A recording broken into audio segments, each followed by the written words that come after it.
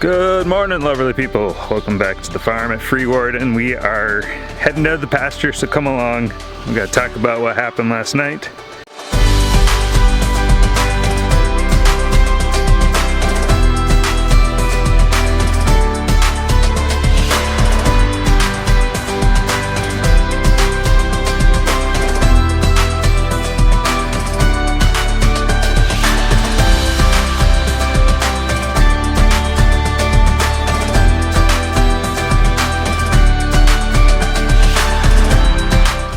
It is a very foggy morning out here.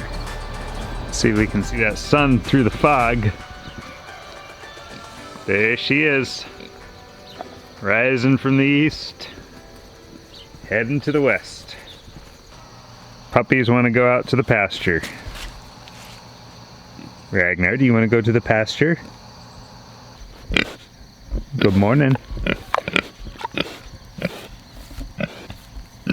How are you doing on this lovely morning here? Further on into the fog, you can see the sheep just barely. Bella has gone to them to say good morning.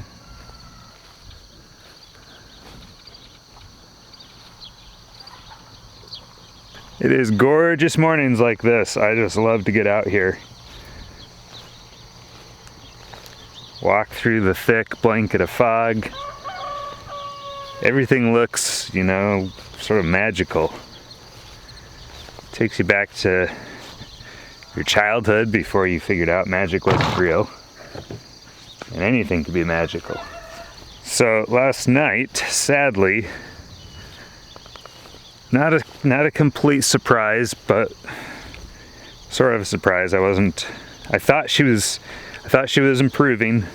Our black ewe, she had kind of been showing some signs of something going on, but I thought she was improving. I hadn't really diagnosed it or tried to figure out what it was.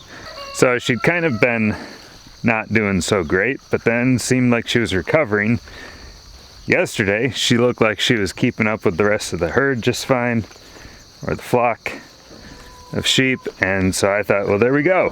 Problem solved. No more issues, right? Then it happened. I came out here. As you can see, we've moved the chicken mansion. We moved it over here. And, well, I did last night because I thought, you know, I want to move it, but I don't want to have to be worrying about it in the morning when I'm supposed to be going to somebody else's place to help them butcher. That's what I'm doing this morning, as soon as I get done with chores here. But this is important enough to take a minute to talk about. So I moved this over here, and then I realized, oh, my waters fell off the back. I'd stuck them on the back plank that goes up in there, and the waters had fallen off. Well, no big surprise there. I kind of thought they might. So I start to walk back away from the mobile chicken mansion, and I notice Ragnar, he's out here with me. I notice Ragnar, he's investigating something in the grass, and it looks like about a Ragnar-sized just blob sitting there on the ground. In the dark, you couldn't really tell what it was. Walk up to it, lo and behold, it is the black mother ewe who last year had twins but lost one of them after birth. And this year, we were hoping to get twins from again, but wasn't doing great, so didn't know quite sure what was going on. Still don't know for sure. It could have been bloat, could have been pregnancy toxemia. I just decided that the best thing for her, with her suffering and her problems, she also had an udder problem. The best thing for her was just going to be, we needed to take care of her. We needed to, around 9 o'clock last night, we got to harvesting her by, it was about 10:30 by the time we were done, which threw off plans with the kids. We got the ewe skinned, eviscerated, and then I broke it down into basically front half, back half. Knowing what we're gonna do with it, I decided we were just gonna break her down front and back instead of right down the middle. In other news, it looks like the cows have much improved in their the composition of their manure. It used to just be a runny puddle that came out. Now it looks like an actual cow pie. So this is exactly what we want to see, with the fiber in there. And that's a beautiful cow pie, folks. I gotta tell you what, like, you may not like looking at it. This is, I think, exactly what we want to see, versus, I can't even show you it anymore because they've all broken down, disintegrated, and gone away, which is good for us because we don't want this manure just hanging around forever.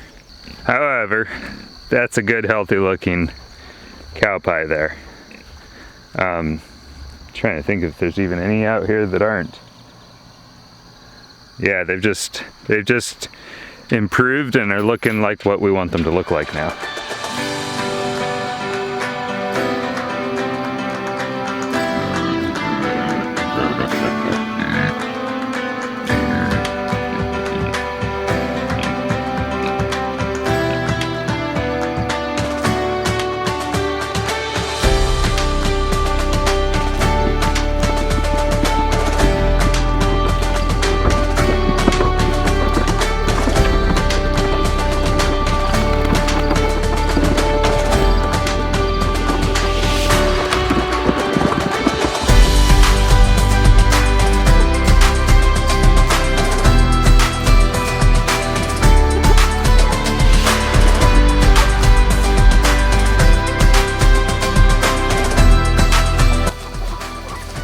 No, this is not for you. Go on. Go on. Get out of here. See, sheep are so smart. When you chase them around one side of the building, you couldn't possibly chase them around the other side. And they know this. So they'll go around the other side. Yeah, here they are. Oh, what? Human on that side too. See, they're being selective. They're not all just sticking their noses in there, feeding up. And that's exactly how they get in there. They just lift those flaps up and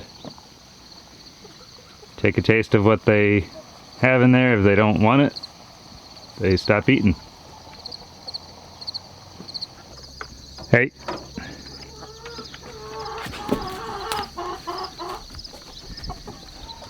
Talk about a fox in the coop. We don't need a wolf in the coop. I will catch y'all later. The doggos and I were gonna head back up to the house and grab some coffee and then get on the road.